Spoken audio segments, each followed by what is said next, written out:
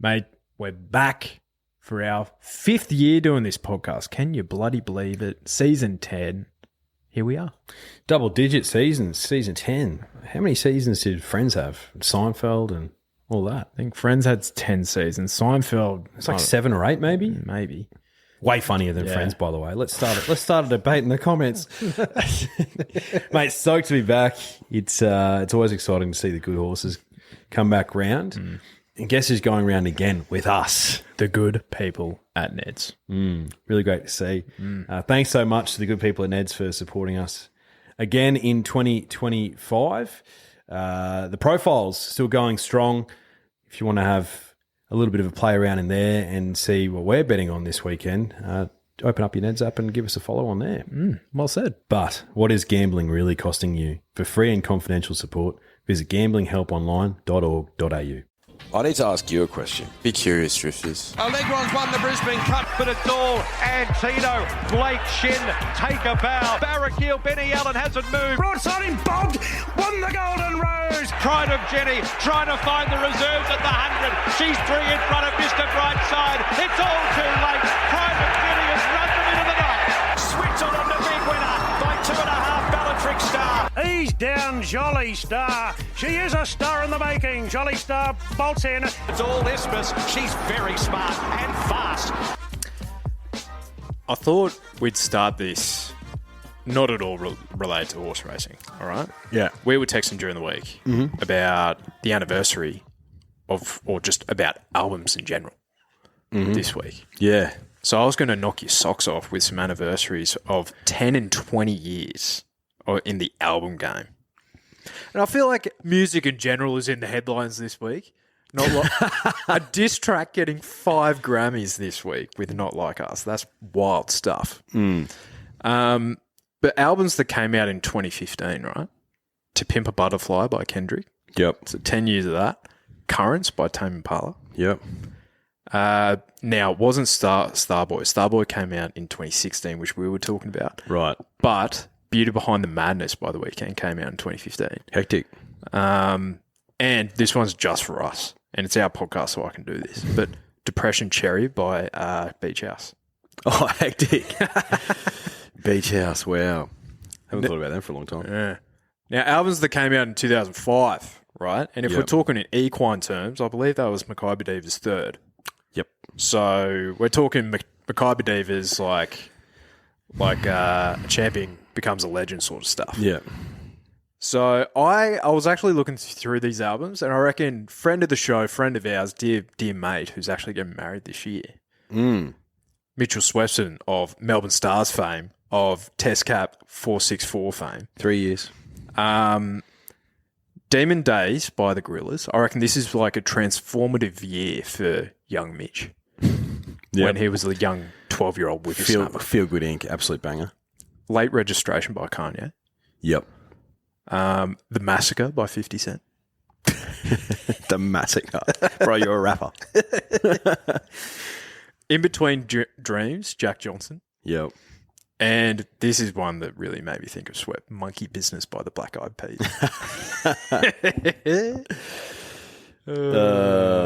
Gee, some classics there. I know. 2005, mate. Where's the time gone? We were just 2 little whippersnappers last year of high school. And, of course, now Year 7 is high school. Things have changed massively. Do you know what has changed massively? Your opinion of a certain horse that won a Group 1 yesterday? Yeah. That's exactly where I was going. Like, was I betting big in the race? Absolutely not. Yeah. Like, had my little bet on the 3-year-old colt Private Life, who I think ran well. Yeah. But it's clear out of that race, there's 2 weight for age horses in that race. Yeah. There's only 2 of them. Yeah, 2 of them. Another Will had the dream run. Just Jamie Mellum. Yes. I was about to say Jamie Carr. Jamie Mellum rode him to perfection. Who had the cushier run? Mr. B or another Will? I think Mr. B did. You reckon? Yes. Absolutely. Oh, I think another Will, though, had the perfect scenario where he could chase him down. Yeah. So I wouldn't say either of their runs was cushy, but the another Wil run had plenty of merit. And, some horses have different timelines. I talk all the time about 4-year-old mares. And I backed one yesterday that did nothing. But sometimes geldings as well can take them just a little while. I remember Mr Brightside went through a period where he was probably a 4-year-old gelding. And, he was working his way through the grades and then he was running in Cox plates and stuff like that and it was just a level below. But then he came back as a 5-year-old and was a much better horse. So another Wil, great first up run. He looked ready to win in the yard. Yeah, he's in for a good prep. Yeah. Never be one of mine. I think he's, as you said, he's just him and Mr. B are the ones that you want to take out for weight for age level. So much better than every other horse I know, nowadays. I know. So much better. Yeah.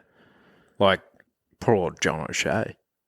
Schwartz ran last. And he was $6 out to 11s before the race as well, Schwartz. Didn't understand it. Yeah. Didn't understand it. I thought this time with the money coming for another Wil, I thought this time was different compared to what was it, the Doncaster that he bombed in with that Celestial Legend one, and the Toorak handicap as well. The money came from both of those times. Both at the mile. 1,400 metres, I reckon, is his sweet zone. Yeah, so he'll be a force to be reckoned with in the futurity in a couple of weeks. What the hell? 1,400 metres, another Group 1 at Caulfield? It's so bizarre. And literally all of these will go around again, you would think. But those two are so much better. That could have even been Mr. Brightside's best first up run ever. Like, I guess you look at the rest of the field and you sort of think, nothing that flash in that field. But, geez, he looked good. Yeah. Oh, he does what Mr. B does.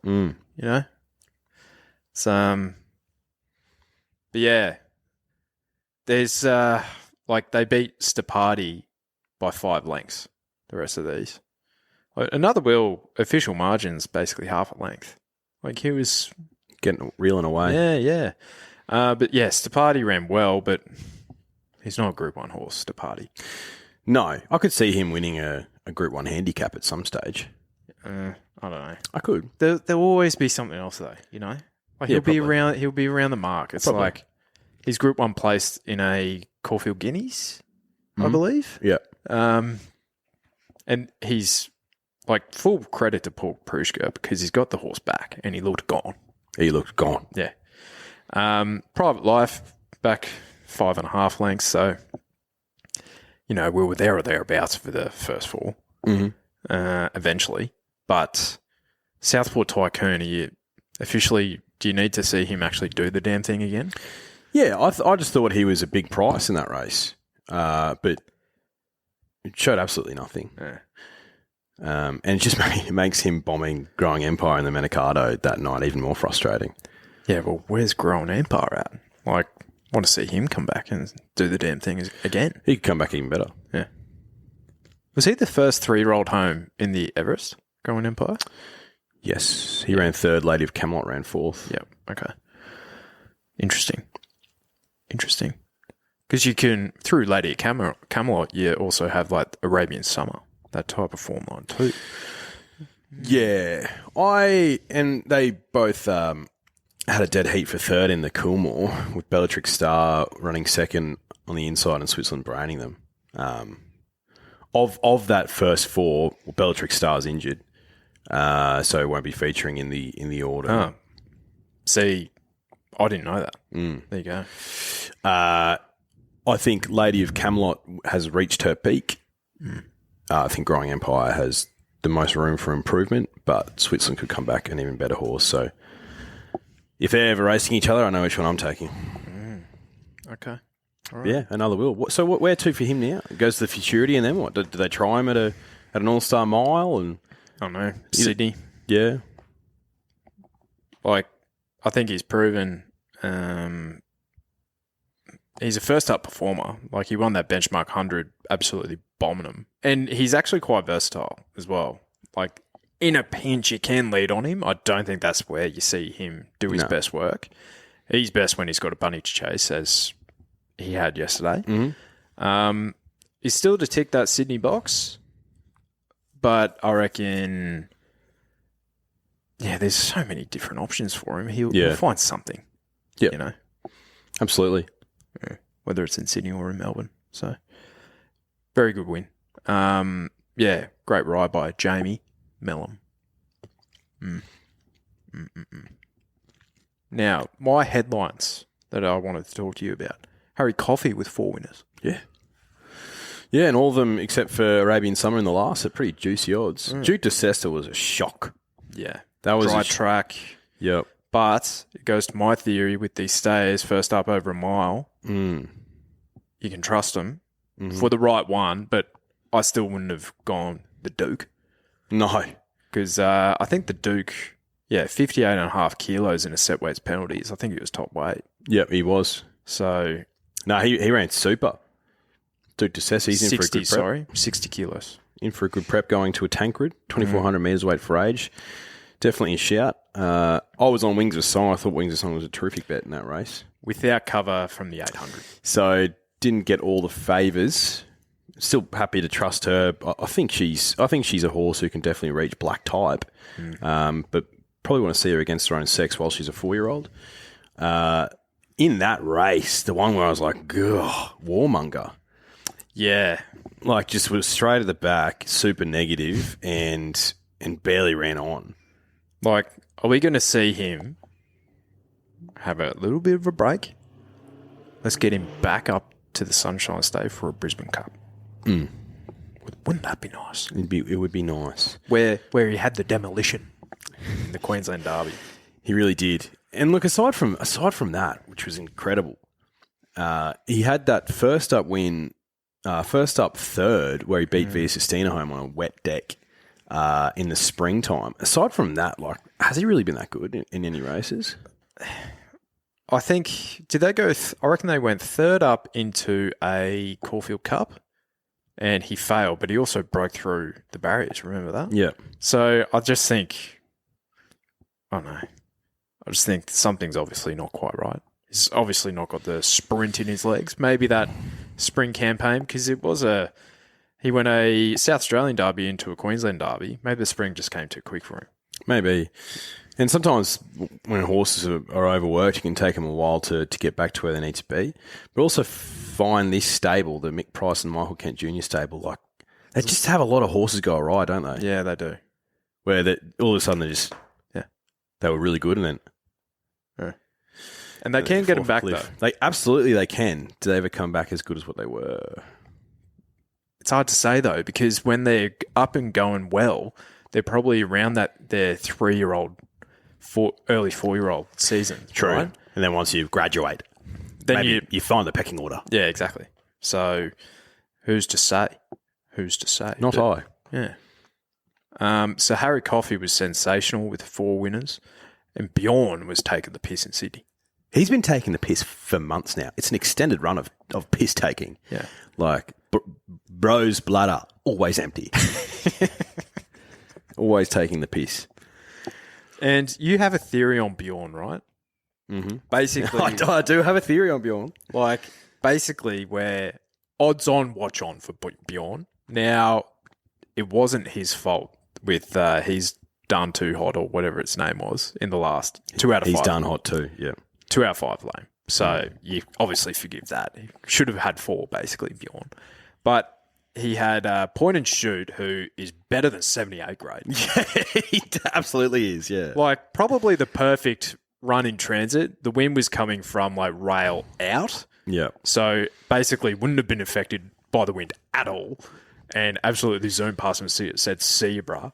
He was at $2.60, which goes against your theory. She's an A-lister, absolutely brained him and was supported to do so. I think she was $5 into $2.90. Jason Collette on board. But then he had, this is where you would have got to get cash, highlights at $17 in the second last. Yeah, and showing nothing. Showing nothing up until then. Yeah. Yeah. He's on fire at the moment. He's one of those ones as well, though, where I don't know if he's the best at placing his horses, Bjorn. Like, you see a lot of his really high performers, like a Steffi Magnetica, for example. Like, he actually has quite a low strike rate. And to her credit, she's obviously been running in really high grade. But you see a lot of his horses are like that.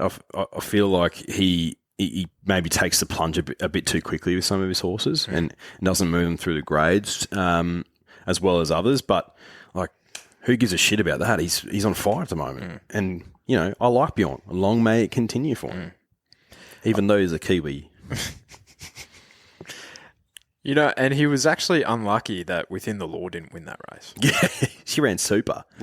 And Derby Silks only cost 30 grand. Gives me big She-Will Rain vibes Within the Law. Mm-hmm. Keen to see what she can do on a wet track if that eventuates. Yeah, absolutely. She-Will Rain was one of the great swimmers of all time. Yep. Do you know who was a good run in that English Millennium as well? Grafterburners. Yeah. It was a super run. Little bit unlucky. Back to 1100 from 1200. Like Kelly Schweeder should keep him down south because I reckon he could be a $20 to $30 pop in a slipper. Yeah. Like, he definitely isn't the worst. No, not at all. And SP $21 in on the weekend. The thing is, and I always kind of disregard the Millennium form references like moving forward. Yeah. Maybe it's a little bit different this year if we think the 2-year-olds are kind of even. Mm-hmm. There was a question from one of the drifters here from Andrew Bova. Is Within the Law the least shit 2-year-old we have?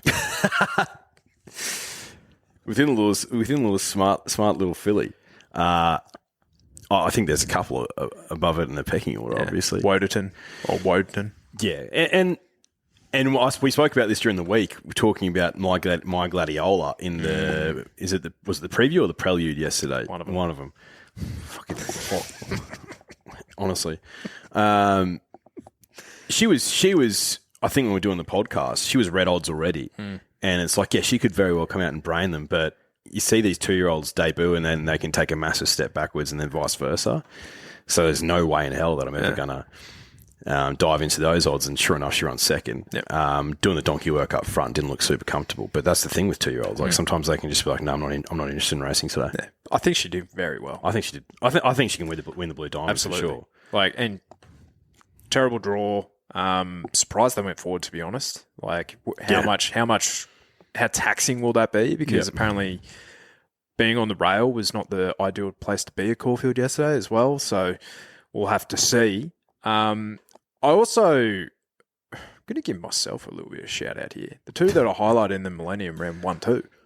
Yep. Rivanillo and Within the Law. That Quinella paid $9. So do you drifters, do you ever have a roast without gravy on it? Do you have just dry fucking meat? Shitty boiled vegetables? No, you have the gravy on it. $9 is gravy. Yeah. That's what we're giving to you.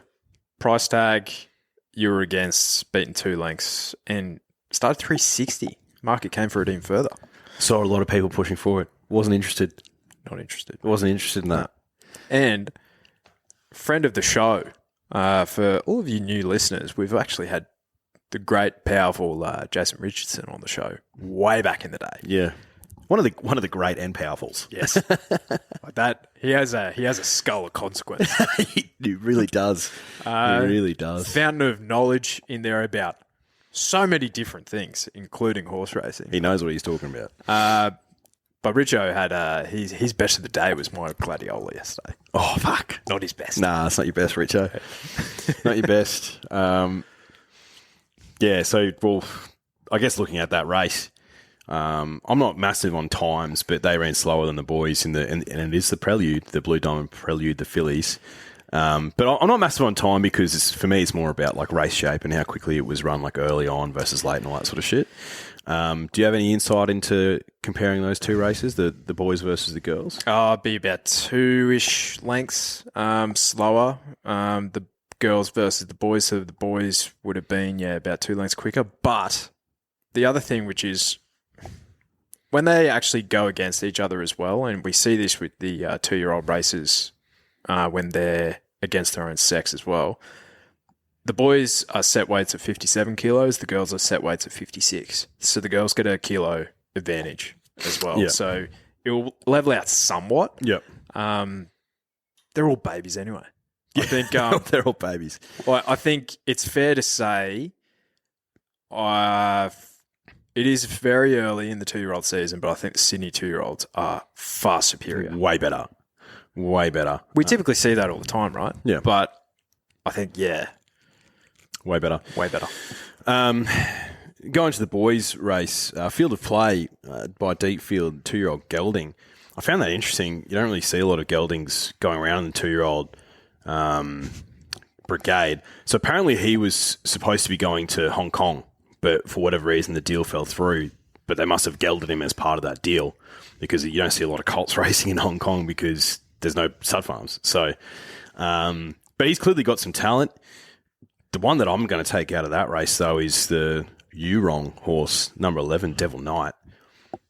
On debut, by extreme choice, Bro's a racehorse. I reckon Bro's a racehorse. At 40 to 1. Yeah. So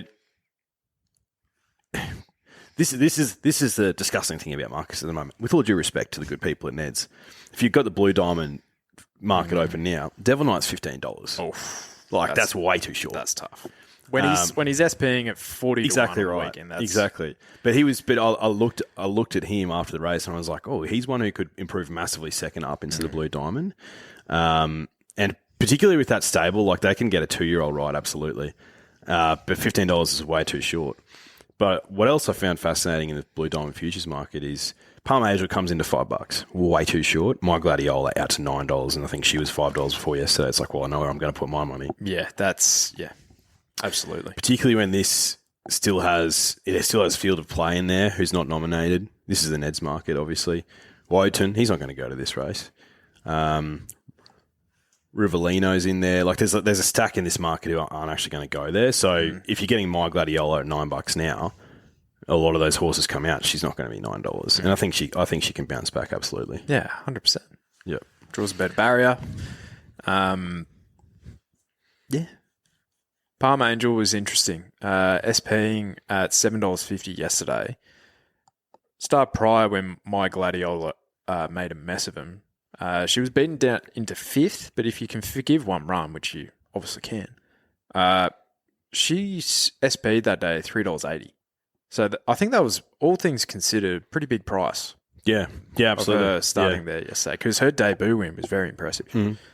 And I like that it was in November, 8 weeks between runs. You have that kind of professionalism of a prior preparation, which I like with my 2-year-olds as well.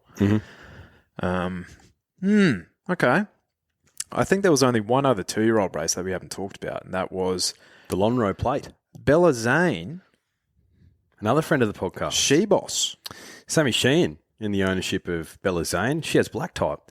Best bet of the day when we put up that story. He's like, mate, Bella Zane just wins. And so it did. And was tough as well. Good tough win. Bella Zane by Zusane, son of Zustar. Another one that's had a prep prior. Yep. So, got that professionalism. It's always a box that I like to see ticked. Even if they run like she did, 7th in her first ever run, it's like, well, she's got the race day experience. Exactly. And when you see the market support come for them in their second prep with that stable, it's like, well, we don't know anything. The market knows a lot. Yeah, absolutely. No, that was a good smart win. Good on you, She-Boss. Yeah. How exciting. Think big. Think big. He actually outlined the prep for her. So let me get this up real quick. Sweet Embrace, then into the slipper. Imagine having a slipper runner, bro. That's what dreams are made of. So Zusane filly. Yeah. Yeah. Gee, wouldn't that put him on the map? It really would. Zusane of putting a shiver down the Autumn Sun's spine fame. He was unlucky, Zusane. He came up against some really smart horses, and he's doing great work at start and a lot cheaper than his sire Zustar, same stud farm Widden. So, astute purchase, Sam. You really know what you're doing, mate. Yeah.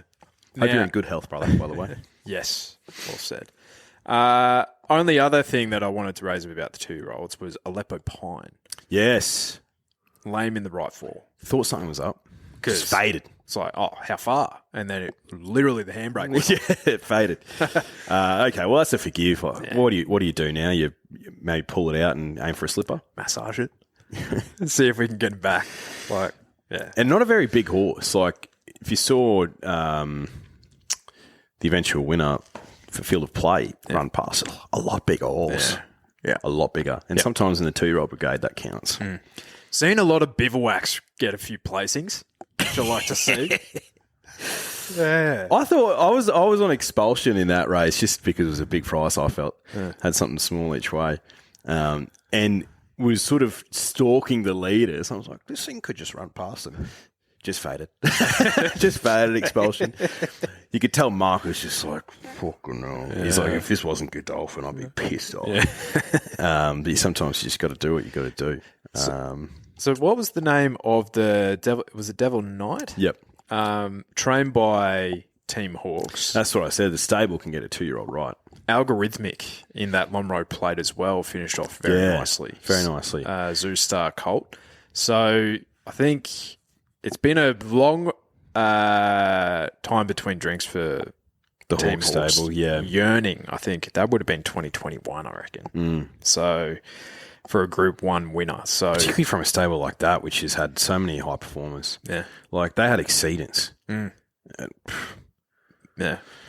that was a smart 3-year-old. 3-year-old brigade, that's for sure. And they can talk up like them winners like no one else. Oh, he's a superstar colt. Remember when Ole Kirk won? This is the best horse we've ever trained. Huh? Ole Kirk was a good horse.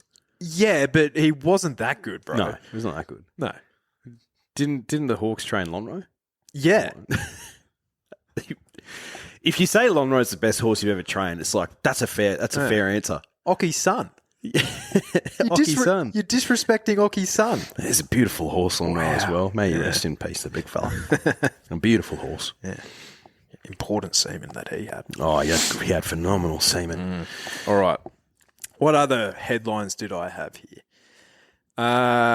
We talked about Rivanello within the law. Nash and Here to Shock in NZ. 1 ride, 1 win. Group 1 Nash. He's back. He's so unbelievably hot.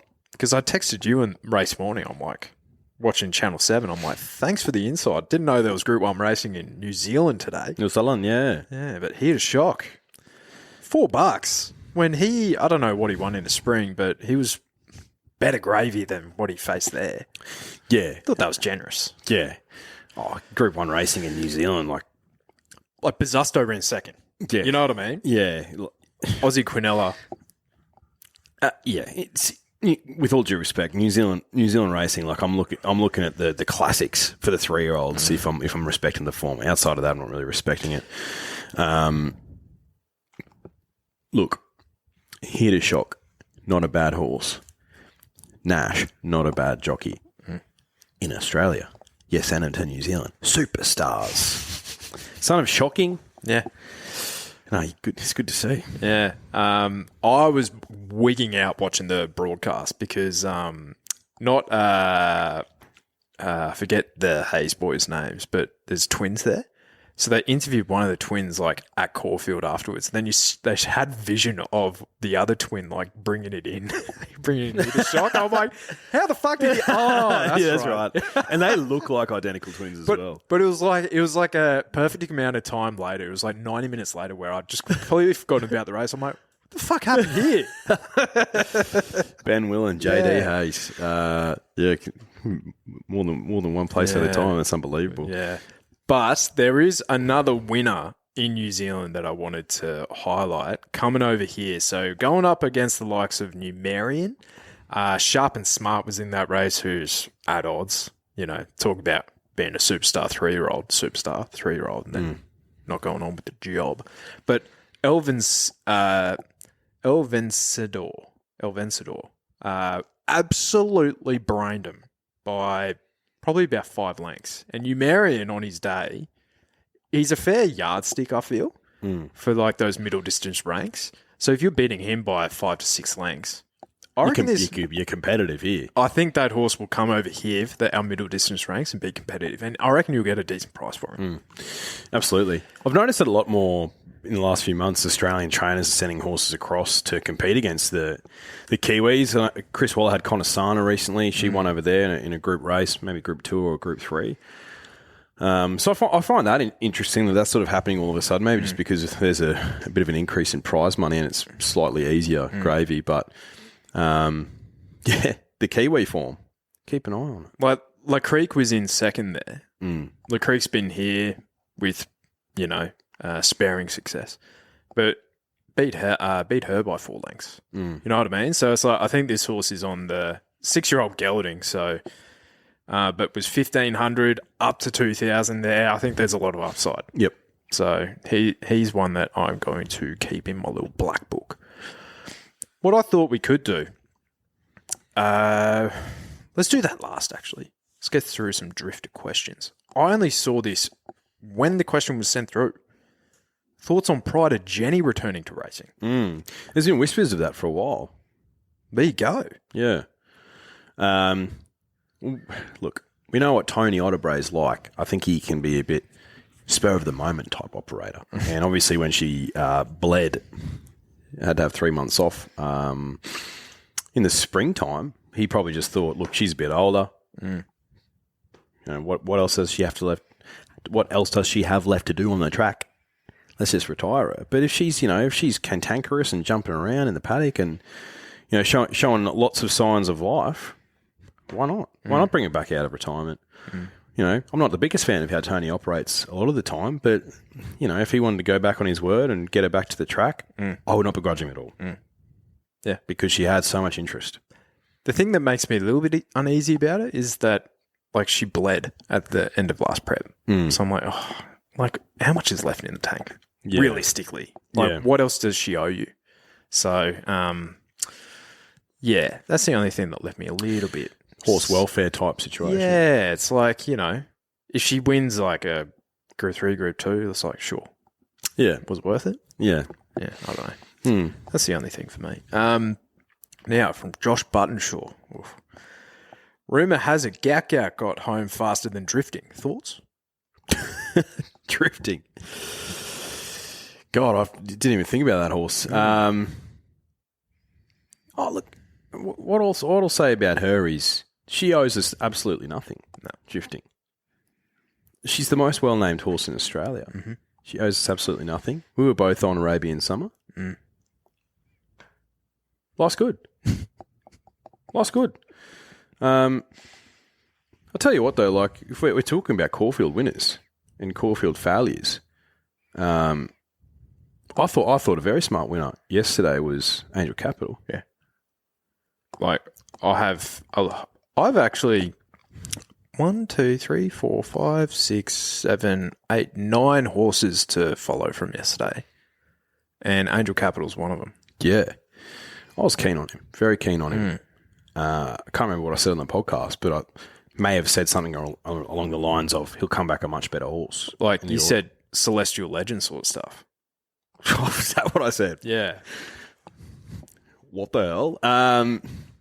But I think the point I was trying to make is Celestial Legend was pretty good in the spring as a 3-year-old. Showed talent, but didn't actually capitalise on it until he came back in the autumn. I think Andrew Capital's a smart horse, and I like Clinton McDonald as a trainer because I think he's a straight shooter. He's pretty honest, and when he was talking about Hayasugi, he was always had such a massive opinion of her, and then she went around on big odds on Blue Diamond Day.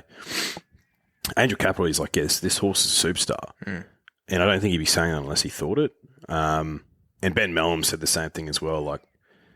So he's come back a lot more professional, more mentally switched on. He's bigger. And that wasn't the easiest run. I think he was lucky Evaporate was trapped. But I don't know if Evaporate would have ran him down. No, I think he still wins, but Evaporate all dressed up, nowhere to go. He's come back super. You want to see that after a failure in the Cox Plate. Yeah, absolutely. Well, he's still only 5 lengths off the track record into last. So, but that's definition of a gutbuster. Absolutely. And that could ruin horses with lesser constitutions. Yeah. So, question then without notice. let's say Private Life and Angel Capital are both heading towards the Australian Guineas. Who would you prefer to take at this stage? Probably Angel Capital at the mile. I don't know. Slight query there. Whereas I think Evaporate is proven at the mile several times, albeit at the Valley in like 6-horse fields. Yeah. So, Private Life? Nah. You prefer this form heading to the Aussie Guineas? I don't think Lightning will strike twice for Private Life. That's the way I'm kind of viewing him. I think he's okay. Yeah. But I think Angel Capital finishes closer if he's in the CF Orr yesterday. Yeah. And Evaporate probably. Maybe like nudging him out. Yeah. You know what I mean? Yeah. So, I'd say Angel Capital without thinking about it too hard. But yeah. Yep. No, I like him. Yep. I think he's a smart horse. Yeah. So do I. Another question here from Matt McGudden. Josh Buttonshaw has never strapped a winner. Can we bully him? Now that's unfortunate for Josh. Unlucky Josh. But I swear if he hasn't strapped a winner, then did Drifting not win? So maybe there's a bit of mayo on that. Yeah, Drifting's definitely won because we've won on Drifting multiple times. Maybe That's got to be Mayo. Yeah, has to be. Unless she's changed hands and she's gone into the losing hands of Josh. Oh no, maybe that could be the answer to her turnaround in form. Unfortunate. Sorry, Josh. Yeah. Look, the writing's on the wall, brother. Yeah. You can have your reply if you'd like.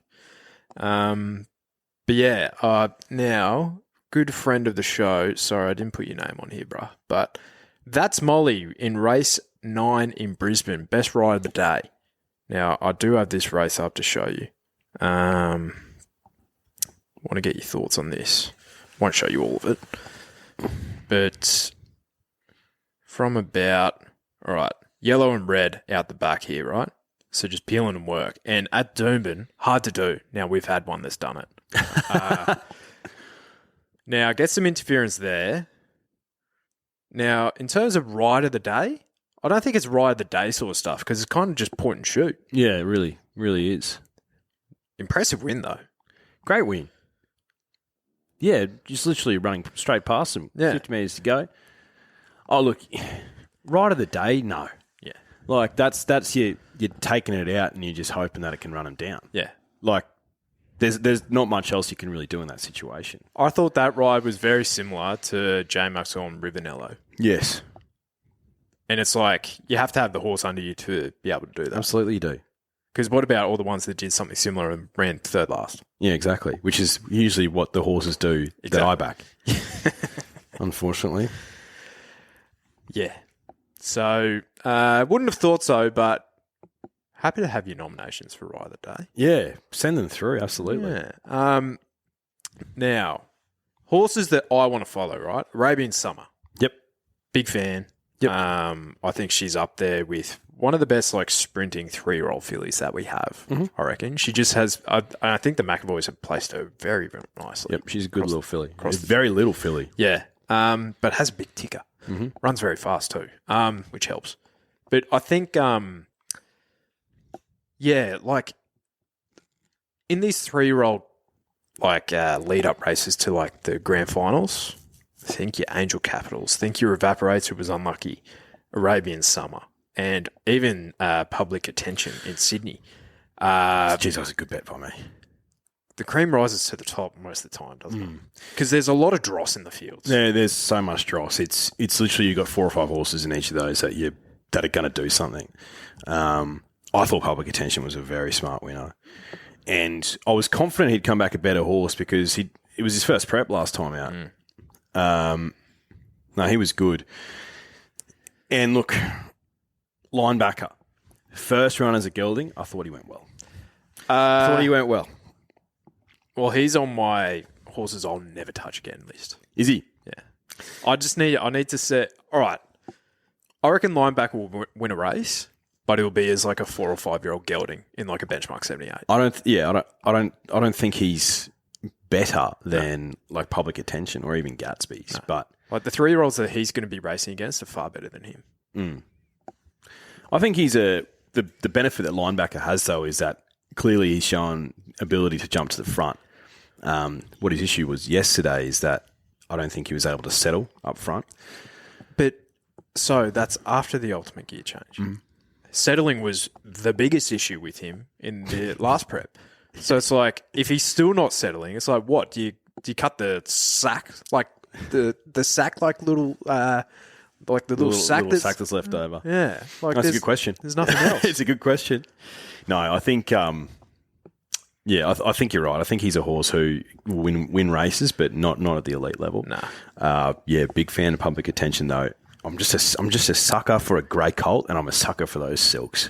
I just really am. I get drawn in every single time.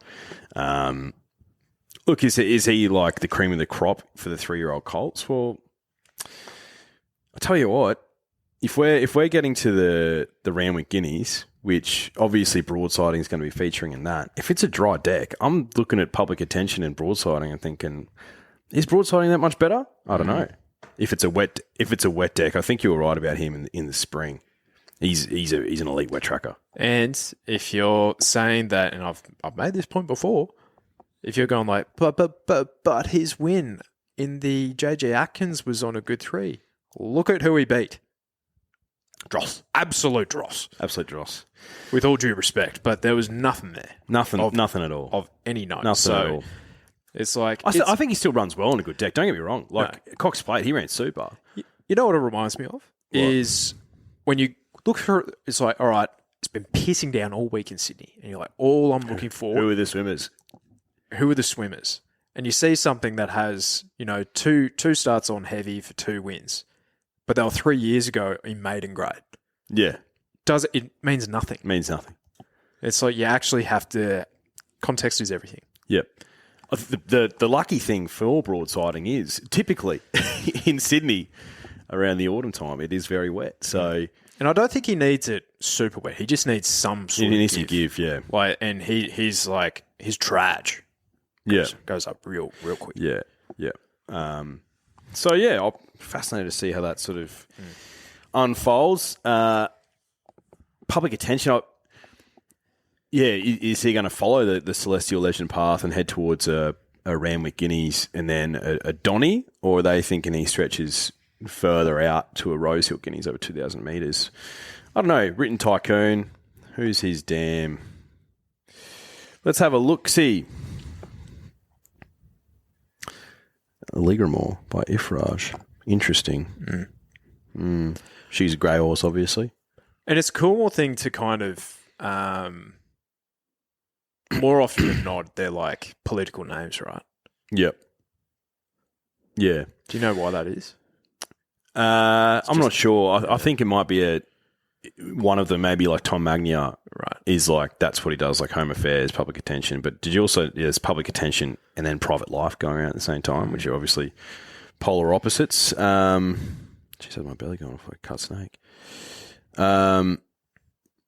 Ligramore is by Commands. Where are your wins? Where are your wins?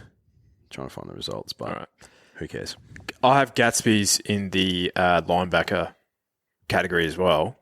Never touching him again, I don't think. Were you on him yesterday? Yeah. Benny Scarf was. Oh, is he still going Benny Scarf? Yeah. Holy dooly. Is he still doing like, are the bets getting bigger and bigger? Like sicko sort of stuff. Oh, really? Yeah. God. So. Yeah, it didn't give me, like, reading the form, I'm not interested at all. And I think the market wasn't interested either. There was some sort of support, but yeah, I think the support was big time on linebacker. And in my opinion, if you were backing linebacker off those trials, you're a sicko. Big time. And what was the other one? Yeah, Schwartz. Poor old Johnny O'Shea. I reckon that it might be time to see other people. Do you know what, though? Like, Schwartz is just not that good. You know what I mean? And I feel sorry for Johnny O'Shea because obviously you want to get the Group 1 so that, those connections can have their Group 1 winning stallion.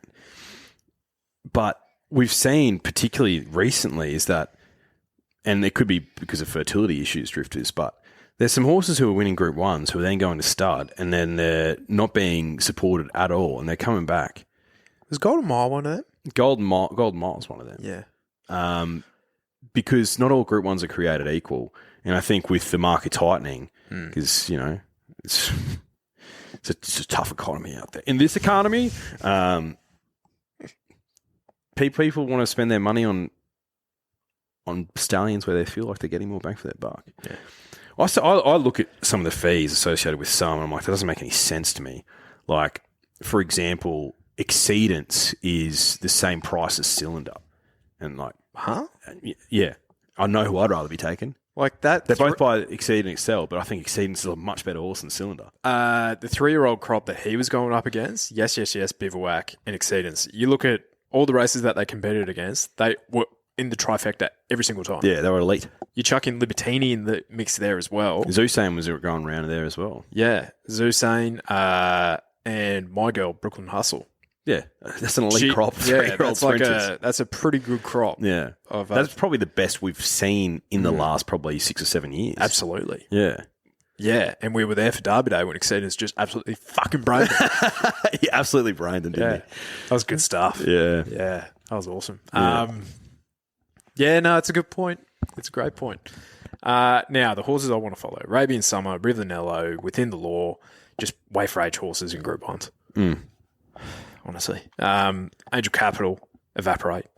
El Vencedor, and Point and Shoot is better than 78 grade. Yeah. I don't know where he gets to, but he's better than that. Yeah, but remember, friend of the podcast, Craig Sneesby, Methuselah was doing similar stuff in benchmark 78 grades over 2,000 metres. Then they lobbed him into a Metrop. Point and Shoot could do something similar throughout the autumn, I would have thought. Yeah. He's a 3-year-old as well, so very lightly raced. Yeah. So no, he's good. They were the ones I wanted to follow. Yep. Nah, pretty much with you. Exactly the same. And then I'd throw public attention on top of that as well. I think he's smart. Yeah. Now, Stewards Reports. Now, the victim has this in him. Liberami. God. Lame in the first. Aleppo Pine, lame in the right. Then Reluctantly Charmed in the last. EIPH and lame. So that cannot possibly help. No. Then he's done to Hot 2. Fuck. 2 out of 5 lame. So, yeah, the source and... So what's that? That's about 15% of their selections were lame. We have excuses. We have excuses. Now, the victim found a few. Yeah. I think the source found one at $1.50 in the first. And Point and Shoot. That was about it. Personally, I had about 10 seconds yesterday. Oh, did you? It was tough stuff. Shit. Yeah. Yeah, your boy finished up massively, as I said to you yesterday. What a way to start the autumn. Gee whiz. Well, it's better than, starting behind. Yep. So, but yeah, not a bad day of racing. So what do we have next week? I saw Bruce's face on Channel 7 yesterday saying there's 18 weeks in a row of Group 1 racing. Holy dooly. Yeah. I was like, Bruce, what are you doing? Now, the Black Caviar Lightning. I think this is where we see our girl Itzmus first up. No. Oh, she had a throat issue, yeah. Fuck. Yeah, I know. This opener, it's the opener curse. Wow. And I don't know if she'll be right even for the Newmarket handicap, which is such a shame because she was just going to get better and better. Our girl Itzmus, daughter of our girl Scholes. Fuck. She owes us nothing, but it's a shame. It's a shame. Because if we're talking trifectas and stuff, she's featuring. Yeah, absolutely. God damn it. That sucks. All right, so looking at the Lightning market, Switzerland at $3.20, Growing Empire $3.80, I Am Me $8, Traffic Warden at $8s, Estriella at $13s. I Wish I Win at $15. He won't go there. I think he's going to start in the futurity. Okay. Moods has that in him, doesn't he? I think Oishuin's being aimed more over 14-16 this prep. Interesting. Benedetta at 17s. Marzu, Stretton Angel Mazu? at 17s. Espionage at 19s. Lady of Camelot at 21s. Mornington Glory, Overpass at 21s. Overpass. If he's heading there, that's a bet. Yeah. It's on the wrong seaboard, though.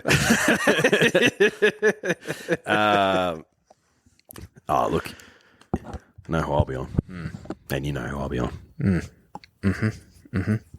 Yeah. Yeah. Cornwall have a bit of a mortgage on the Lightning, don't they? Uh-huh. Okay. He's a smart horse. Well, Very smart. that means that the Blue Diamond's like 2 weeks away. What the hell? And that also means that, like, the Futurity and Oakley played the same day. Yeah, I know, which is Is a bit... Yeah, Blue Diamond, we've kind of talked about this market. My Gladiola at $9. That's silly. That's an overreaction. Yeah. Maybe there'll be like one or two of the Sydney horses come down, which could add interest. The Futurity, pretty much the exact same odds. Mr Brightside and Another Will, $3 and $3.30 respectively. So stupid. And the Oakley Plate, Estriella, $3.80. Switzerland at $5 probably won't be going there. I'd say Big Ray. Oh, that hurt. Insurrection. Fuck, that hurt. Yeah, that would hurt. I thought I was so much better. I thought I just kind of nailed it. And then Big Ray and Jai. Jai gets on with Ray. Jai does get on with Ray. He's still a weak-gutted dog, though. Full due respect. Ooh. Jimmy Star at $11 there. Interesting. Still be weighted quite well in a handicap. He would be, I'd imagine. Ostraka. Interesting. Arabian Summer at 17s. That's interesting. Mahaba. Could forgive him for one poor run. Absolutely. And he's, as I said, not a first up performer. And he jumps out of the ground second up, I reckon. Yep. Third up. Yep. Briasa, $26. Interesting. This is an interesting market. It will mature. It will Rennie mature. As the field matures. Yep. But we will be back in your ears on Wednesday doing some previews of the big racing on the Eastern Seaboard. Previewing preludes and preluding previews. You heard. All right. See yous. Hooroo.